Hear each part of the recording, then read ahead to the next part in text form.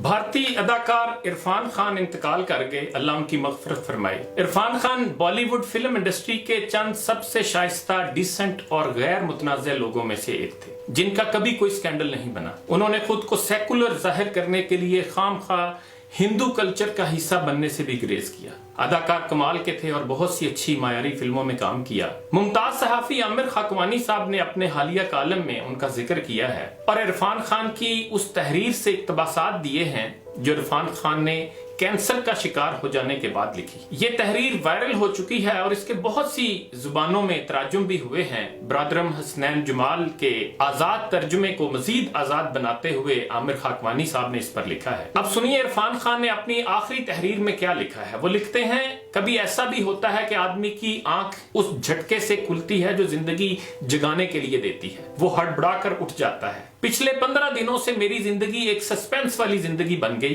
अंदाजा नहीं था कि अपनी फिल्म के लिए अनोखी कहानियों का पीछा करते करते मैं खुद एक अनोखी बीमारी के पंजों में फंस जाऊंगा। अभी थोड़े दिनों पहले ही मुझे अपने न्यूरो एंड्रोक्राइन यानी आंतों से मुतल्लक कैंसर के बारे में पता चला। ये भी मालूम हुआ कि ये एक ऐसी बीमारी है जिसके मरीज पूरी दुनिया में बहुत ही कम है, ना होने के बराबर। मरीज नहीं है तो इस पे तहकीक भी वैसे नहीं हुई जैसे होनी चाहिए थी। डॉक्टरों के पास दूसरी बीमारियों की निस्बत इसके बारे में बहुत कम मालूमात है। इलाज कामयाब होगा या नहीं ये भी सब हवा में है और मैं दुआओं और तहरीरों और तजुर्बों के खेल का एक हिस्सा हूँ। ये मेरा खेल नहीं था भाई। मैं तो एक फुल स्पीड वाली बुलेट ट्रेन गाड़ी में सवार था। मेरे तो ख्वाब थे, कुछ काम थे जो करने थे, कुछ ख्वाहिशें थी, कुछ टारगेट थे, कुछ तमन्नाएं थी, आरज़ुएं थी और मैं बिल्कुल उनके दरमियान लटका हुआ था। अब ऐसा ही हुआ है कि ऐसी ट्रेन में सफर करते अचानक कोई पीछे से आकर कंधा थपथपाए।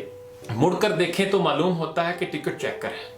वो कहता है, तुम्हारा स्टॉप आने वाला है बाबू, चलो अब नीचे उतरो। हम परेशान होकर जवाब दें, नहीं नहीं भाई मियाँ, मेरी मंजिल अभी दूर है यार। और फिर टिकट चेकर समझाने वाले अंदाज में कहे, ना यही है स्टॉप, तो बस यही है। हो जाता है, कभी कभी ऐसा भी हो जाता है। इस अचानकपन में फंस के मुझे समझ आ गई कि हम सब किस तरह समंदर की बेरहम लहरों के ऊपर तैरते एक छोटे से लकड़ी के टुकड़े की तरह है। बेयकीनी की हर बड़ी लहर के आगे हम तो बस अपने छोटे से वजूद को संभालने में लगे रहते हैं, इससे कम न इससे ज्यादा। इस मुसीबत में फंसने के बाद एक दिन जब मैं डरा सहमा हुआ अस्पताल जा रहा था तो मैंने अपने बेटे से ऐमी हड़बड़ाते हुए कहा कि मुझे इस वक्त अपने आप से कुछ नहीं चाहिए। हाँ, बस इतना जरूर है कि यार इस अजाब से मैं इस तरह ना गुजरूं जैसे अब इस वक्त गुजर रहा। मुझे अपना सुकून, अपना इत्मीनान वापस चाहिए। ये जो डर, जो खौफ, जो परेशानियां मेरे कंधों पे चढ़ी बैठी हैं, मैं उन्हें उठा के फेंक देना चाहता। मैं ऐसी काबिले रहम किस्म की होनक हालत में अब मजीद नहीं रहना चाहता।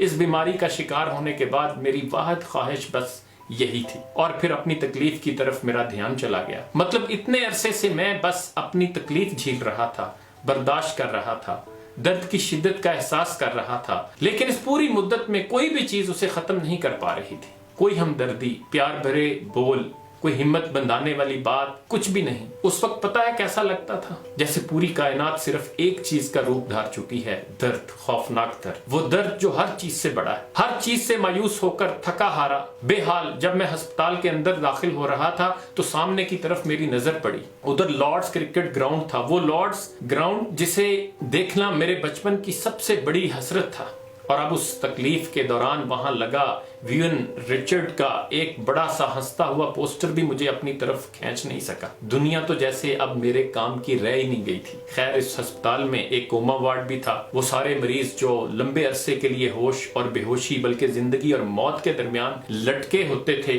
वो उधर रखे जाते थे। ऊपर बिल्कुल मेरे वार्ड के ऊपर वाले कमरे में एक दिन मैं अपने कमरे की बालकोनी में खड़ा था तो जैसे एक धमाका हुआ। गेम ऑफ लाइफ और गेम ऑफ डेथ के बीच में है क्या? एक सड़क, एक तरफ एक अस्पताल है और उसके बिल्कुल सामने दूसरी तरफ स्टेडियम जहां क्रिकेट खेली जाती है और जिसे गेम ऑफ लाइफ भी कहा जाता है। और दोनों में खेले जाने वाले खेल की एक चीज कॉमन है, बेयकीनी। न लॉर्ड स्टेडियम में पता है कि अगली गेंद पे क्या होगा, न अस्पताल में अगली सांस का पता है। कामिल बेयकीनी।